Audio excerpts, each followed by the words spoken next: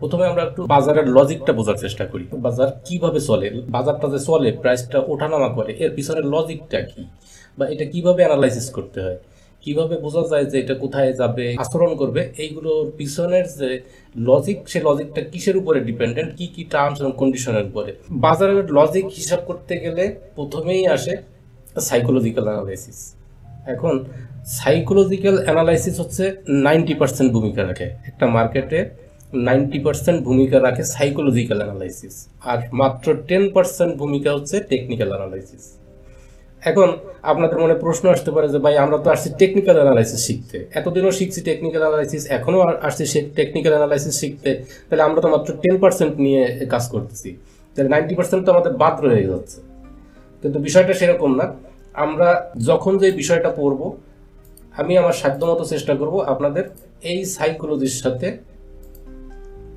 এই টেকনিক্যাল অ্যানালাইসিসের সাথে psychology connect করে দেওয়া। টেকনিক্যাল অ্যানালাইসিস 3টা উপাদানের উপরে ভিত্তি করে চলে, বা বাজারটা যদি ধরেন অথবা যে কোনো ইন্ডিভিজুয়াল স্টকের মুভমেন্ট 3টা জিনিসের উপরে বেস করে ওঠানামা করে।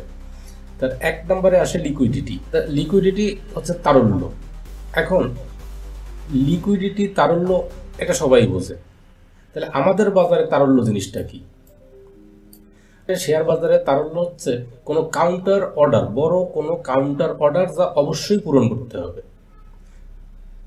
কি জন্য করতে হবে? ক্রমাগত গতি তৈরি করার জন্য। মানে এই লিকুইডিটিকে বলা হয় ফুয়েলের মতো। যেমন একটা গাড়ি চলতে গেলে ফুয়েল প্রয়োজন হয়, ঠিক তেমনি একটা স্টক মুভ করতে গেলে লিকুইডিটি প্রয়োজন হয়। লিকুইডিটি আমরা আরো আরো ডিটেলসে শিখবো। আজকে প্রাথমিকভাবে আপনাদেরকে আর কি মার্কেটের যে স্ট্রাকচারটা, এইটা বোঝানোর স্বার্থে আমি আপনাদের লিকুইডিটি সম্পর্কে কিছু বলতেছি, কিন্তু লিকুইডিটির জন্য আমরা আলাদা ক্লাস করব। কারণ লিকুইডিটি আমরা গভীরভাবে বুঝবো, এবং লিকুইডিটির 2টা ধরন আছে, একটা হচ্ছে লিকুইডিটি রান আর একটা হচ্ছে লিকুইডিটি সুইপ। এই 2টাই আমাদের বুঝতে হবে, এবং এটা আমরা ডিটেলসে আলোচনা করব। আজকে বেসিকটা বোঝার চেষ্টা করেন। তাহলে liquidity is only driving force for the market. Without buy or sell order the market does not move. মানে লিকুইডিটি না থাকলে বাজার কখনো মুভ করে না। লিকুইডিটি কি? লিকুইডিটি তারল্য। তারল্য কি? ক্ষেত্র বিশেষে এটা অর্থ হবে যেই ক্ষেত্রে যেইটা প্রযোজ্য।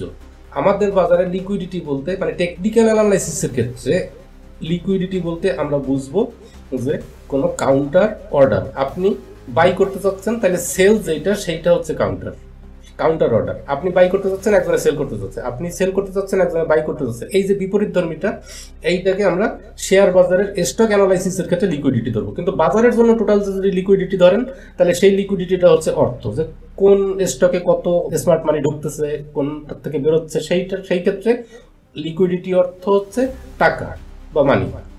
কিন্তু টেকনিক্যাল অ্যানালাইসিসের ক্ষেত্রে লিকুইডিটি বলতে আমরা বুঝবো কাউন্টার অর্ডার। এখন এইটা বোঝা খুবই গুরুত্বপূর্ণ, কারণ একটা প্রচলিত কথাই আছে, know the liquidity otherwise you will be liquidity. মানে আপনাকে লিকুইডিটি বুঝতেই হবে, অথবা আপনি লিকুইডিটিতে পরিণত হয়ে যাবেন, মানে আপনি ক্ষতিগ্রস্ত হবেন। তাহলে লিকুইডিটি থাকে কোথায় কোথায় আমরা ডিটেলসে দেখার আগে এখন প্রাথমিকভাবে একটু দেখে যাই। লিকুইডিটি থাকে যেই কোনো ইকুয়াল লো এবং যে সুইং থাকে, ইকুয়াল লো এবং সুইং লো। ইকুয়াল লো, সুইং লো কিরকম? এই যে এইটা হচ্ছে লো, এইটা হচ্ছে লো, এই যে ইকুয়াল লো, এই ইকুয়াল লো এর নিচে লিকুইডিটি থাকে। এরপর হচ্ছে equal high and swing high, এইটা ঠিক বিপরীত। তারপরে dynamic trend line. Dynamic trend লাইনটা কিরকম? মনে করেন এখানে আপনি একটা ট্রেন্ড লাইন ড্র করছেন, এই ট্রেন্ড লাইন, এটা হচ্ছে ডাইনামিক ট্রেন্ড লাইন। ডাইনামিক কখন বলা হবে? যখন একাধিকবার এই ট্রেন্ড লাইন থেকে প্রাইস রিজেক্টেড হবে, তখন সেটা ডাইনামিক ট্রেন্ড লাইনে রূপান্তরিত হবে। তাহলে ডাইনামিক, এই দেখেন এইখানে এই যে ট্রেন্ড লাইন, এই ট্রেন্ড লাইনের উপরে লিকুইডিটি আছে। লিকুইডিটি মানে কি? লিকুইডিটি মানে হচ্ছে এইখানে সেল অর্ডার আছে। এই সেল অর্ডার থাকার কারণে দেখেন প্রাইসটা যতবার এই ট্রেন্ড লাইন ব্রেক করার চেষ্টা করছে ততবার সেল প্রেসারে পড়ছে, যতবার ওঠার চেষ্টা করছে ততবার সেল প্রেসারে পড়ছে। তাহলে এই যে trend line, dynamic trend line, এই ডাইনামিক ট্রেন্ড লাইনের উপরে লিকুইডিটি থাকে। তারপর হচ্ছে order block, order flow. Order block, order ফ্লোটা আমরা এখনো পড়ি নাই, এটা এসএমসি পার্ট যখন বোঝানো শুরু করবো সেই সময় অর্ডার ব্লক এবং অর্ডার ফ্লোটা আপনাদেরকে বুঝিয়ে দেবো। তাহলে অর্ডার ব্লকে লিকুইডিটি থাকে, অর্ডার ফ্লোতে লিকুইডিটি থাকে। তবুও রাফলি একটু দেখাই দেই। এই পুরো অংশটা আপনার অর্ডার ফ্লো এরিয়া। এখন প্রাইসটা যখন এইখানে ছিল, সে লিকুইডিটি কালেক্ট করার জন্য এই অর্ডার ফ্লো এরিয়ায় আসছে, আসার পরে এইখান থেকে লিকুইডিটি নিয়ে তারপরে সে মুভ করছে। তাহলে এই যে অর্ডার ফ্লো, এটা হচ্ছে অর্ডার ফ্লো, এটা কিন্তু অর্ডার ব্লক না। এখানে অর্ডার ব্লক এই যে লাল ক্যান্ডেল, এই লাল ক্যান্ডেল সূত্র মোতাবেক, এটা আমরা শিখবো সামনে। এই লাল ক্যান্ডেল অর্ডার ব্লক। তাহলে এখান থেকে যখন প্রাইস গেছে, আপনি এইখানে যদি এরকম দিয়ে রাখেন, তাহলে দেখবেন যে এইটা একবার ট্যাপ করবে, মানে ট্যাপ করা হচ্ছে এইখান থেকে লিকুইডিটি কালেক্ট করা, দেন এইখান থেকে মুভ করবে। এরপরে ফেয়ার ভ্যালু গ্যাপ আছে, যেগুলো ফেয়ার ভ্যালু গ্যাপটা এই থেকে এই পর্যন্ত একটা ফেয়ার ভ্যালু গ্যাপ আছে। তাহলে এই ফেয়ার ভ্যালু গ্যাপে লিকুইডিটি থাকে। প্রাইসটা যখন এখান থেকে মুভ করে উপরে গেছে, যাওয়ার পরে সে আবার নিচে আসছে ফেয়ার ভ্যালু গ্যাপের থেকে। এইখানে কি ছিল? এইখানে ছিল unfilled buy order. Unfilled buy order, smart মানির যে বাই অর্ডারগুলো ছিল যা ফিল হয় নাই, সেইগুলো এইখানে পেন্ডিং অবস্থায় ছিল এবং সেইটা ফিল করার জন্য এইখানে ফিরে আসছে। যার যখন তার কালেক্ট করা হয়ে গেছে তখন সেটা মুভ করছে। Order block, order flow, fair value gap, এই সমস্ত জায়গাতে আপনার লিকুইডিটি থাকবে। এরপরে কোথায় থাকবে? Support and resistance level. Support resistance আমরা স্বাভাবিকভাবে যে সাপোর্ট রেজিস্ট্যান্সগুলো চিনি আর কি, যেমন প্রাইস অ্যাকশনের সিম্পল যেগুলো শেখানো হয়, এই যে আপনার একটা রেজিস্ট্যান্স, এই রেজিস্ট্যান্সের উপরে কি থাকে? লিকুইডিটি থাকে। দেখেন এইখানে লিকুইডিটি ছিল বিধায় এই যে শ্যাডো দিয়ে ক্যান্ডেল তৈরি করছে। তার মানে এই উপরে কি আছে? এইখানে কিসের লিকুইডিটি আছে? সেল সাইড লিকুইডিটি আছে। সেল সাইড লিকুইডিটি থাকার কারণে এখান থেকে প্রাইসটা যখন উপরে যাওয়ার চেষ্টা করছে, সেই লিকুইডিটির চাপে প্রাইসটা নিচে চলে আসছে। সাপোর্ট অ্যান্ড রেজিস্ট্যান্স লেভেলে এটা থাকবে, কিন্তু এই সাপোর্ট রেজিস্ট্যান্স লেভেলে যে লিকুইডিটি থাকে সেইটা আরো স্ট্রং কখন হয়? যখন একই লাইন কখনো রেজিস্ট্যান্স হিসেবে ভূমিকা পালন করে, কখনো সাপোর্ট হিসেবে ভূমিকা পালন করে, তখন এর শক্তি বৃদ্ধি পায়। যেমন এইটা এতক্ষণ ছিল রেজিস্ট্যান্স, পরে আসছে এটা সাপোর্ট। যেই লাইন মানে যতক্ষণ প্রাইস নিচে থাকবে ততক্ষণ এটা রেজিস্ট্যান্স, যখন এর উপরে চলে যাবে তখন এর সাপোর্ট।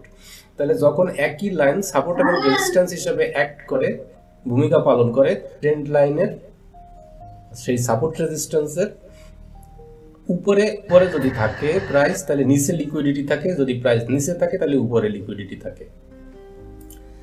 এরপরে daily candle shadow and body. Body এবং শ্যাডোর ভিতরেও লিকুইডিটি থাকে। বডি এবং শ্যাডোর ভিতরে লিকুইডিটি থাকে। আচ্ছা, আমরা সর্বশেষ ক্যান্ডেলটা ডেইলি ক্যান্ডেল আছে, এটা আমরা আওয়ারলিতে যদি যাই, আওয়ারলিতে গেলে দেখেন এইখানে লিকুইডিটি আছে, এইখানে একটা ফেয়ার ভ্যালু গ্যাপ আছে এবং এই বরাবরে অর্ডার ব্লক আছে, এই বরাবরে। এই লিকুইডিটি গ্রাব করার জন্য কিন্তু প্রাইসটা এদিকে আসতেছে। তাহলে ডেইলি যে ক্যান্ডেল, ডেইলি ক্যান্ডেলকে যখন আপনি ছোট করবেন, যখন ভাঙবেন, তখন তার ভিতরে লিকুইডিটি পাবেন। এরপরে আছে সিজন হাই অ্যান্ড সিজন লো, মানে একটা লম্বা সময় ধরে যদি থাকে সেটা, তাহলে সিজন হাই অ্যান্ড সিজন লোয়ে আপনার লিকুইডিটি থাকে। আর কোথায় থাকে? ফিবোনাচিতে থাকে। ফিবোনাচির যে লেভেলগুলো, এরকম যখন আপনার ফিবোনাচি টানা হয় তখন ফিবোনাচির যে লেভেলগুলো থাকে, ফিবোনাচির গোল্ডেন রেশিও বলা হয় 38%, 38.2, তারপরে 50%, 61.8%। এইসব যে জোনগুলো, এই জোনগুলোতেও লিকুইডিটি থাকে। যখন আপনি ড্র করবেন, যেমন ধরেন এখান থেকে যদি আপনি এরকম জায়গায় ড্র করেন, তাহলে দেখেন এখানে লিকুইডিটিটা 38%-এর নিচে, ঠিক নিচে লিকুইডিটি আছে। এই হচ্ছে আপনার লিকুইডিটি জোনগুলো, কোথায় কোথায় আপনার লিকুইডিটি থাকে। 2 নম্বরে মার্কেটে যেটা আপনার সবচেয়ে বড় ভূমিকা রাখে সেটা হচ্ছে ভলিউম। এখন ভলিউমটা কি? ভলিউম হচ্ছে amount of liquidity. Amount of liquidity, how much money has entered the market or any share. কোনো একটা নির্দিষ্ট শেয়ারে অথবা মার্কেটে কি পরিমাণ টাকা ঢুকছে বা লেনদেন হয়েছে, প্রত্যেক দিনের যে লেনদেন হয়, লেনদেনের প্রত্যেকটা দিনের না, আপনি যেই টাইম পিরিয়ড নেবেন সেই টাইম পিরিয়ডে যে ক্যান্ডেল হবে, ক্যান্ডেলের এগেনস্টে দেখবেন যে নিচে একটা ভলিউম থাকে। তাহলে এই ভলিউমটা হচ্ছে লিকুইডিটির সমন্বয়। অ্যামাউন্ট অফ লিকুইডিটি মানে কত লেনদেন হলো সেই লেনদেনের যোগফলটা হচ্ছে ভলিউম হিসাবে শো করা হয়। তারপরে কি আছে 3 নম্বরে ইনএফিসিয়েন্সি, অকার্যকরতা। কিসের ইনএফিসিয়েন্সি? সময় এবং সম্পদের সর্বোত্তম ব্যবহার করতে ব্যর্থতা। বিষয়টা একটু জটিল লাগতেছে, ক্লিয়ার করি। ইনএফিসিয়েন্সি ভলিউম অ্যানালাইসিসের মূল যে কনসেপ্টটা, ভলিউম অ্যানালাইসিসের মূল কনসেপ্টটাই থাকে হচ্ছে balance imbalance, balance imbalance, agreement disagreement. এই দুইটার উপরে বেসিস করে ভলিউম অ্যানালাইসিস হয়। ভলিউম অ্যানালাইসিসে দুইটা আবার পার্ট আছে, একটা হচ্ছে ব্যালান্সড ভলিউম। তাহলে ব্যালান্সড ভলিউমটা কি? ব্যালান্সড ভলিউমটা হচ্ছে বাইং ভলিউম সমান সমান যখন সেলিং ভলিউম হবে, মানে যতজন বিক্রি করতে যাচ্ছে ঠিক ততজন কিনতে যাচ্ছে, তখন সেইটা হচ্ছে ব্যালান্সড ভলিউম। ব্যালান্সড ভলিউম যে এর ভিতরে কোনো অসামঞ্জস্যতা নাই। আর ইমব্যালান্সড ভলিউম কখন হবে? যখন বাইং ভলিউম বেশি থাকবে, মানে বেশি লোক বাই করতে যাচ্ছে কিন্তু কম লোক বিক্রি করতে যাচ্ছে, অথবা বেশি লোক বিক্রি করতে যাচ্ছে কম লোক কিনতে যাচ্ছে, তখন ওইখানে একটা ইমব্যালেন্স তৈরি হয়। তাহলে এই যে ব্যালান্স এবং ইমব্যালেন্স, এই দুইটার উপরে বেস করে ভলিউম অ্যানালাইসিস করা হয়।